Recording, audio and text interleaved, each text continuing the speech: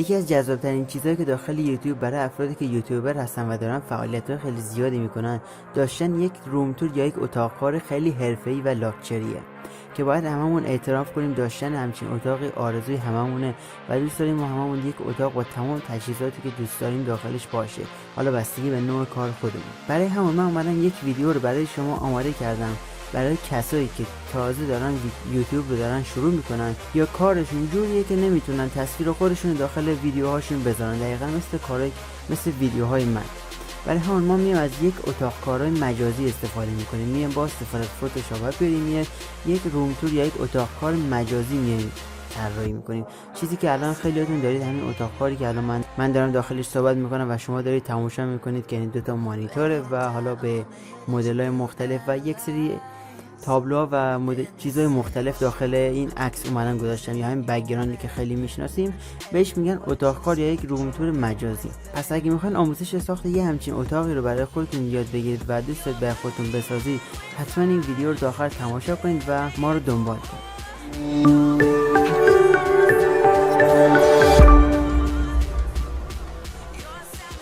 سلام، امیرحسین سفردار هستم از سایت ایشالله و همونطور که بهتون گفتم قرار داخل این ویدیو ساخت اولین روم تور مجازی داخل ایران شناخته میشه که من به جرئت میتونم بگم هیچ کسی داخل ایران هنوز این کار رو براتون آماده نکرده و این آموزش رو براتون نداشته که من اومدم براتون آماده کردم و میخوام قدم به قدم بهتون بگم که چه کارهایی باید انجام بدید. قبل از اینکه آموزش رو من آموزش رو شروع کنم و ادامه کار رو بخوام بهتون توضیح بدم، لازم دونستم که بهتون عید رو تبریک بگم. ایشالله سال خیلی خوبی داشته باشید، یک سال بدون از غم و یک سالی پر از خوشی، پر از خنده، پر از موفقیت و اگه دوست داشتید که تو سال 1399 به اون موفقیتی که می‌خواستید برسید و هنوز نرسیدید، حتما تلاشتون رو بیشتر کنید تا سال 1400 تو قرن جدید، تو سال جدید حتما به اون موفقیت، به اون رتبه‌ای که دوست دارید برسید و پله‌های ترقی رو به سمت بالا پیش برید. کسایی که دارن این ویدیو رو تماشا میکنن و هنوز ما رو سابسکرایب نکردن، لطفاً سابسکرایب کنن، لایک کنن، کامنت بذارن و اون علامت زنگوله رو هم بزنن که اگه ویدیو جدیدی به اشتراک گذاشتیم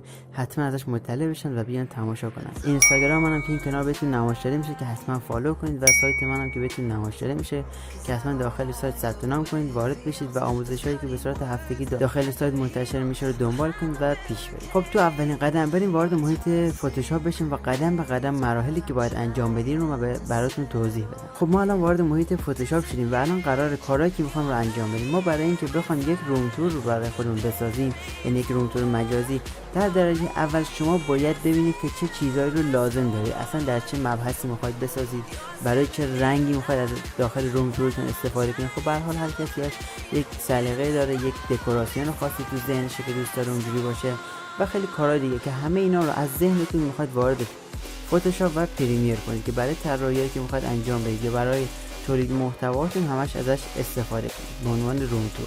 خب برای استفاده از روم تور ما اول به صفحه‌ای که میخوایم بسازیم و باید یک صفحه در سایز 1920 در 1080 باشه که کل فول اسکرین صفحتون رو بگیره و هیچ مشکلی ایجاد نشه.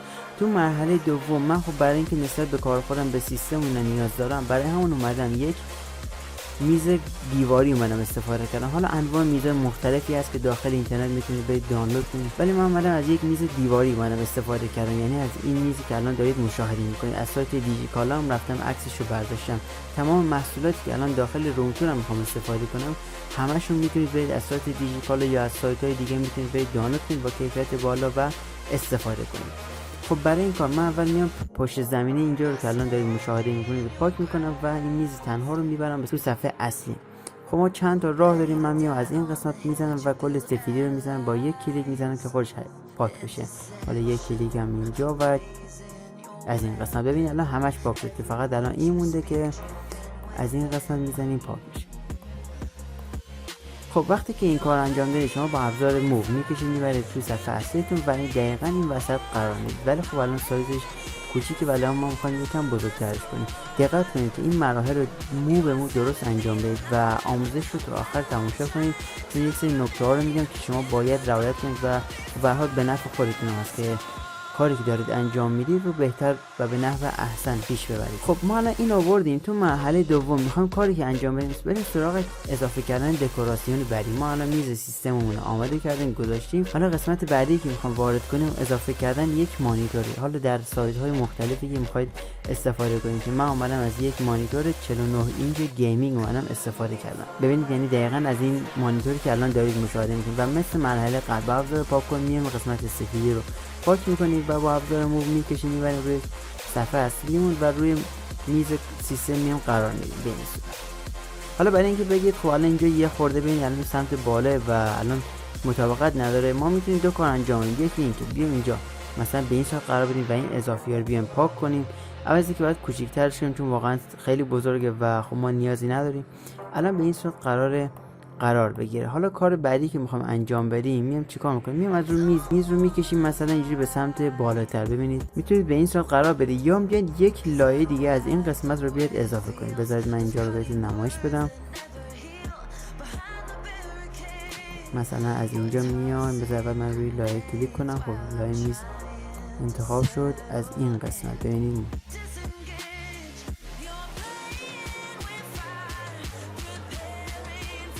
خب حالا از این قسمت می‌بینید کپی میگیریم دقیقاً مثل همین کاری که الان من انجام دادم و اینو میبریم به سمت بالاتر. ببین الان به این صورت قرار گرفت، اما الان یک لایه رو خب اضافی اومده که ما اینا نیاز نداریم، برای همون میام به این صورت قرار میدیم. یکی اینور و یکی هم اینور.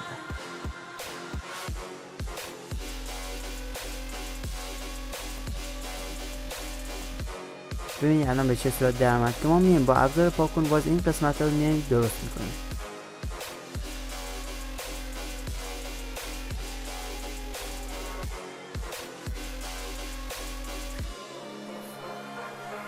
خب تا اینجا کار ما اومدیم پس اون قسمت رو هم پاک کردیم و الان این مانیتور رو گذاشتیم روی میز. ما دقت کنید تمام این مراحل انجام میدیم.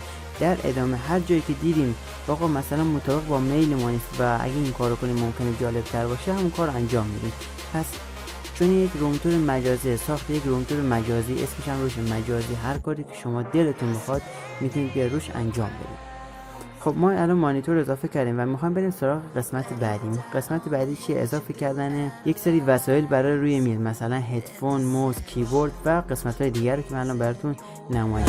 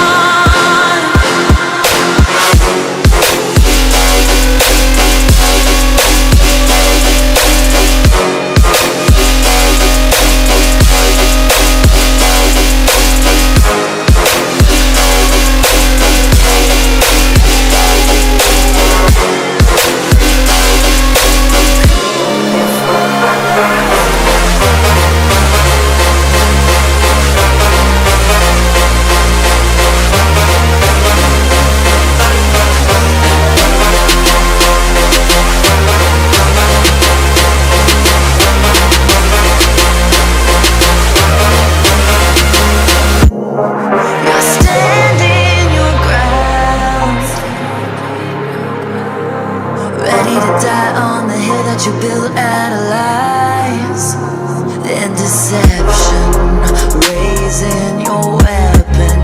Every word you speak dripping with venom. You're playing with fire, preparing for war. I'm ready to settle the score. You're sounding the alarm while I'm trying to remain in the calm before the storm.